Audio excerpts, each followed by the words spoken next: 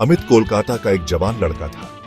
उसका एक बड़ा सपना था, अपने परिवार की छोटी सी दुकान को एक बड़ा बिजनेस बनाना। अमित के परिवार की कोलकाता के बीचों बीच एक छोटी सी दुकान थी। वे रोजमर्रा की जरूरत का सामान बेचा करते थे। अमित दुकान पर खूब मेहनत करता था। उसने ग्राहकों से बात करना और उनकी जरूरतें समझना सीखा।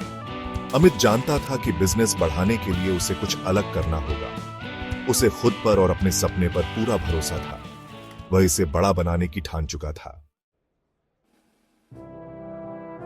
बिजनेस शुरू करना कभी आसान नहीं होता। अमित को कई मुश्किलों का सामना करना पड़ा।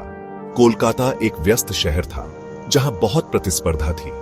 बड़ी दुकानें पहले से ही लोगों की जरूरत की हर चीज बेच रही थी। अमित की छोटी सी दुकान का अलग दिखना मुश्किल था। पैसा भी एक बड़ी समस्या थी। अमित को बेचने के लिए ज्यादा सामान खरीदने और दुकान बड़ी करने के लिए पैसों की जरूरत थी, लेकिन बैंक से लोन मिलना मुश्किल था। अमित फंस सा गया था। उसे एक नई योजना की जरूरत थी।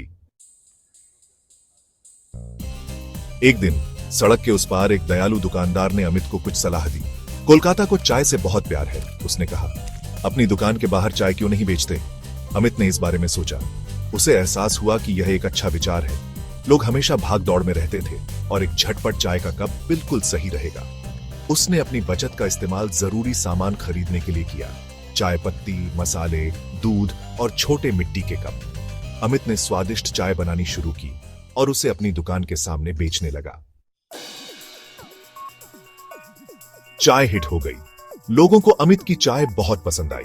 यह मसालों का एकदम सही मिश्रण था और मिट्टी के कप ने इसे एक खास टच दिया। जल्द ही अमित की चाय आस पड़ोस में मशहूर हो गई। उसने ज्यादा पैसे कमाने शुरू कर दिए। उसने उस पैसे का इस्तेमाल अपनी दुकान को बेहतर बनाने और ज्यादा सामान खरीदने में किया।